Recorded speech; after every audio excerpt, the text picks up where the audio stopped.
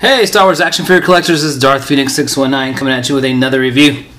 And this time I have the Cybernetic Darth Maul with cybernetic legs, however you want to call him, from the new Target exclusive Battle Pack Darth Maul Returns. I actually had to get him, well I didn't have to get him, but I found him in my wife's hometown, which is about 3 hours away from where I live. I didn't have any luck last week in my area. But fine, we went down there for the weekend, stopped by Target, and they happened to have a few of these, and found them today actually at Target. It's about 20 minutes away from my house, so, you know, if I need another pack, I know where to go now. But anyways, gonna do each of the figures as a separate review. So I've decided to start off with Mr. Maul here. And before we begin with Mr. Maul, let's go ahead and take a look at the packaging. I'm only going to show the packaging this once with this review, with this figure, and not waste anyone's time showing it again. But there it is. Very nice diorama. There's a scene there from Dathomir. And of course it comes with Savage Press, the Night Sister and Darth Maul. Target exclusive. There are the figures themselves.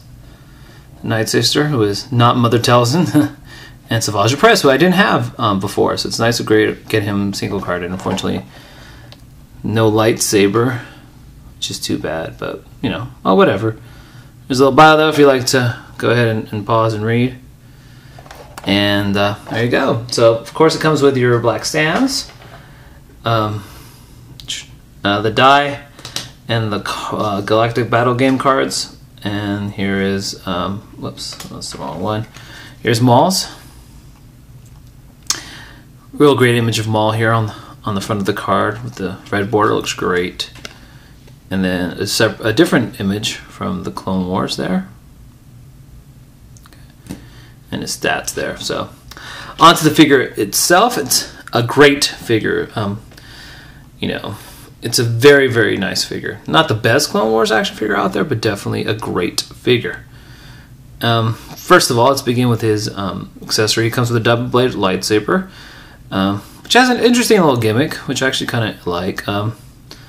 Still not sure how I'm going to display this guy, and I'll tell you why in a sec, but here he is with the gimmick. I mean, the Force Lightning looks okay. You know, it's kind of huge, and as to why it's in the center, who knows, but, you know, nice little scope there. It's got the handle, and the cool thing about this is it can spin if you want to do that. So, for the kiddos, it's a good little gimmick there. Let's take it off. So there it is, and you get the double-bladed. The lightsabers are removable. So there's a little hole right there, if you can see it. Same thing with the other side. And here is the lightsaber hilt. And a couple of reviews have mentioned that the actual blade itself, the ignited part of the lightsaber, is pretty short. I mean, that's not, you know, needs a good centimeter more or so. And so yeah, I mean, if you want him holding it, you know, to be more screen accurate, then it's kind of look kind of funny, because like I said, it's kind of, you know, not that long, but you can attach them and it stays on pretty well.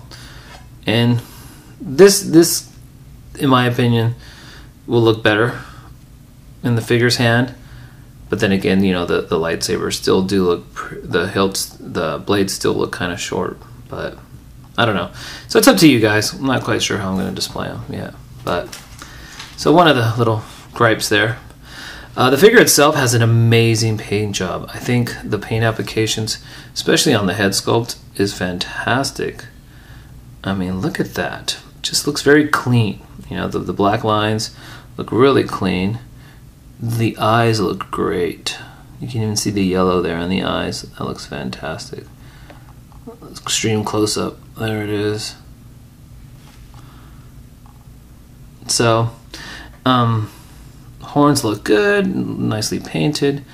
You know, it definitely has the Clone Wars feel to it, but at the same time has almost a very realistic look to it, so it can display really well with your other Sith or other Star Wars action figures. As you can see, the paint job on the torso looks amazing too, very crisp, nice glossy black finish. Collar looks great. Some great paint applications. You can definitely see some silver paint apps here on the gauntlets. Paint job there is kind of off there, as you can see. So there's some gray on my red paint, but nothing major. You know, it's on the back. The midsection and the cybernetic legs look really good. I think they did a really good job of giving it sort of a metal finish to it, and kind of, you know, some weathering. So it looks great. You know, this part right here looks awesome in my opinion. I think it's nicely sculpted. And you've got that centerpiece right there. Just really good. Okay, definitely some good paint applications. The touches of gray really gives it that metallic finish look to it. Just a great overall sculpt on the legs. I really like it. I think they did a fantastic job on this figure. You know, it was not too long ago I was really wanting to get the Visionaries comic pack that includes the Darth Maul with the cybernetic legs, but you know, it tends to go for a lot now. And when I heard that this one's being released, I was like, well, I'll just wait for this. And you know, I'm happy with this guy. I don't need the other one. I think this is a great representation of Maul with the cybernetic legs, and it's affordable. You know, you're looking at spending about $7 something per figure when you buy this pack, so that's definitely affordable and available. As for articulation is pretty good. I mean, there are some defaults, but nothing major. Get your ball jointed head. You got ball hinge shoulders. You got a ball hinge elbow. No articulation in the wrists. Not that big of a deal. I mean, it would have been nice for him to display his lightsaber horizontally, but whatever. And no articulation on the waist. I think the figure could have benefited from that, especially not so much wrist, but definitely from the waist. But you know, whatever. It's not a big deal. You do get ball jointed hips, which is nice. Ball hinged ankles, ball hinged hips, I should say, ball hinged ankles, knees. I'm messing up here, sorry, and ball hinged ankles. So let me say that one more time. We've got some ball hinged hips, ball hinged knees, and ball hinged ankles. I think a ball hinge here, if anything, you know, I can go without the waist, without the wrist, but I think a ball hinge on this part, I'm not sure what to call it, his calf or his second knees would have really been nice here. A hinge just to get this part in different poses would have been great. But anyways, it's a great figure. You know, the articulation doesn't bother me at all. I think he is well worth picking up. You know, the pack itself. If you have Savage, you can always sell or trade the other one because there's still a lot of people looking for that one. So there you have it. Highly recommended, and just a great figure. Okay, I'll be reviewing the Night Sister next. So until next time, you guys, may the Force be with you.